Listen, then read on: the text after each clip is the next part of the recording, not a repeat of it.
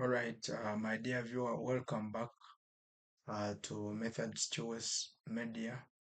Uh, we are talking about tendering and estimating, and this time around, the reason we are doing tendering and estimating is to arrive at a contract sum or an offer or a tender sum which we can submit and be able to compete favorably among other contractors to get the project. So, I want to begin by looking at where actually what are the cost centers, or what is that will attribute to the cost of this tender sum that will actually give us the tender value. One, it starts with the documents that are given to you, or the tender documents. And some of the tender documents that you receive include: one, the invitation to tender. You have tender specifications, based of quantities, contract drawings, contract conditions. Now, my point of discussion this time in this video is I want us to understand some of the contract clauses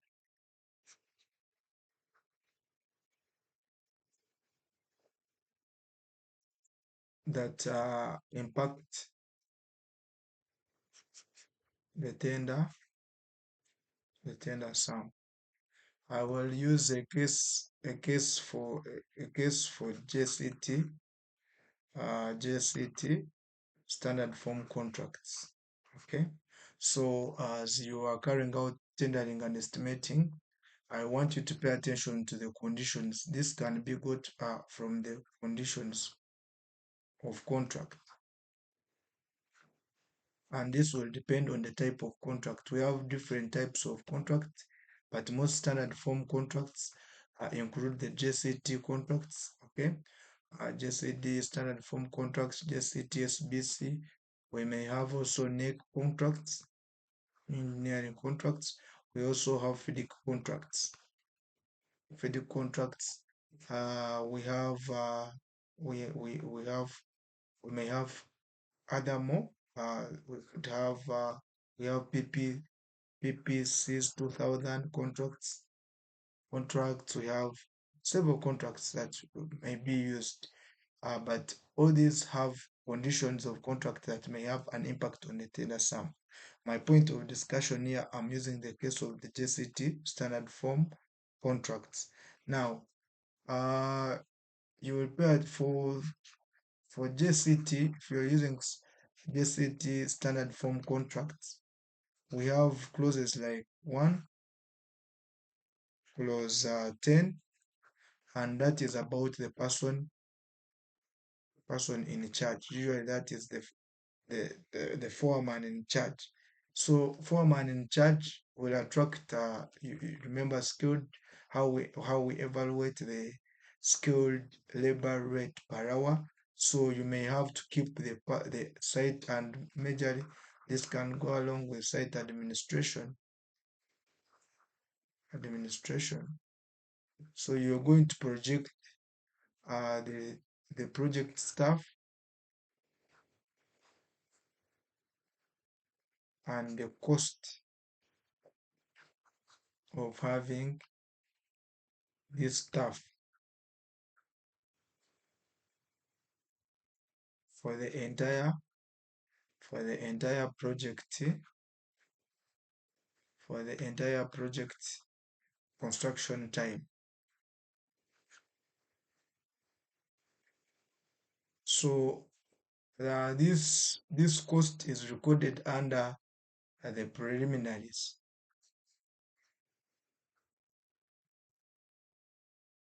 Okay, in the bills of quantities. We have clause 15, and clause 15 emphasizes about value added tax, VAT, which is the value added tax. Okay, so the tender sum, it says that the tender sum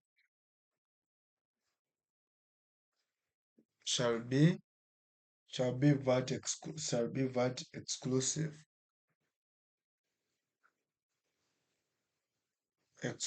And further, VAT will be remitted by the employer on the part of or otherwise VAT will be remitted by the employer, okay, in part or in whole of the contract. So estimators should assess VAT just to value the employer, to make the employer aware, but VAT is not binding on either party. So that's what you have to know. You should read clause 15 and have it in mind, okay?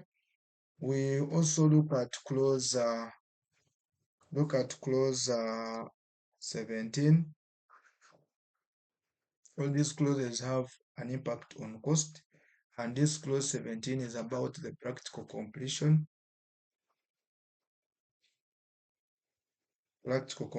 date. Now, this practical completion marks the beginning of the defects liability period, DLP, the defects period.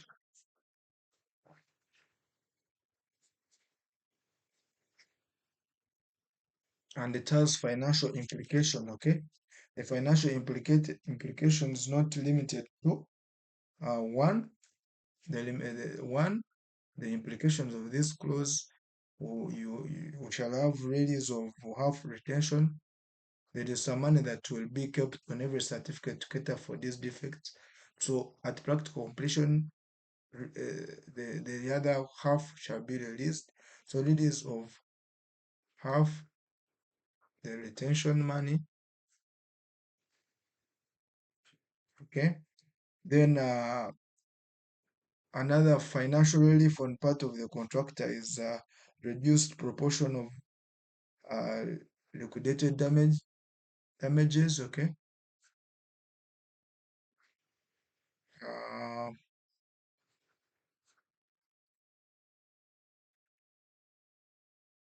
if you hit the practical completion, you may not pay liquidated damages because of not delivering the project. Then also the insurance or reduced insurance on the value of work.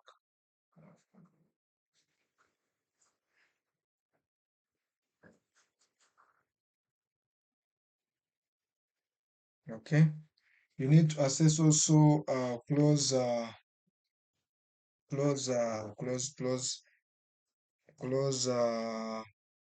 18,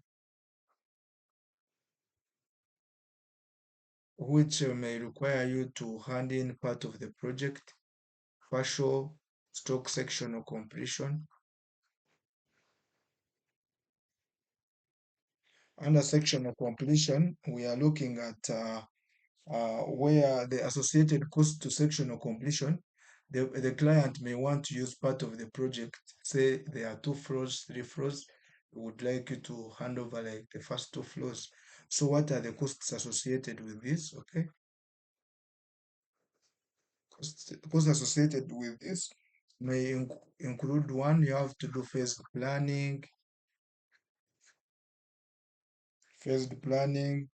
and of course the program will have some inefficiencies here and there. Then of course also working while part of the building is occupied.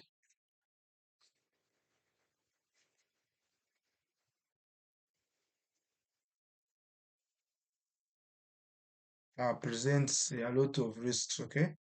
Presents risks of presents safety risks, sometimes also restriction hours, restriction restriction on restriction hours of work. When are you going to work? Because if it is a school, maybe there's a private car parking.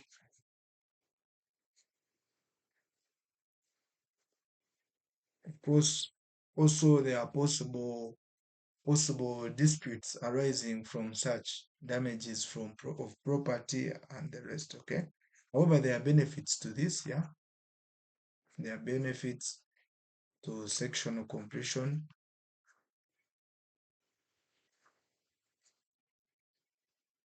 that the contractor is bound to enjoy uh, one.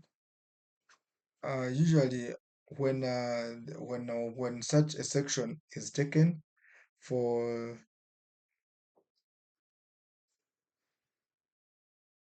yeah, we have clause 24. Clause 24 talks about damages for non-completion. Failure to deliver the project on time, the contractor will be bound to pay liquidated damages.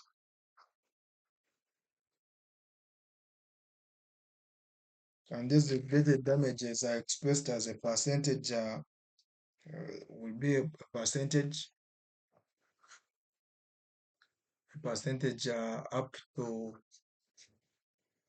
a certain limit, okay? Depending on the nature of the contract that you're running, okay? And it presents quite a lot of challenges, and this includes tight durations, okay? It presents challenges on tight project durations. Antennas may contain up to 3 to 4 uh, clauses of liquidated damages to reflect to be reflected to the employer.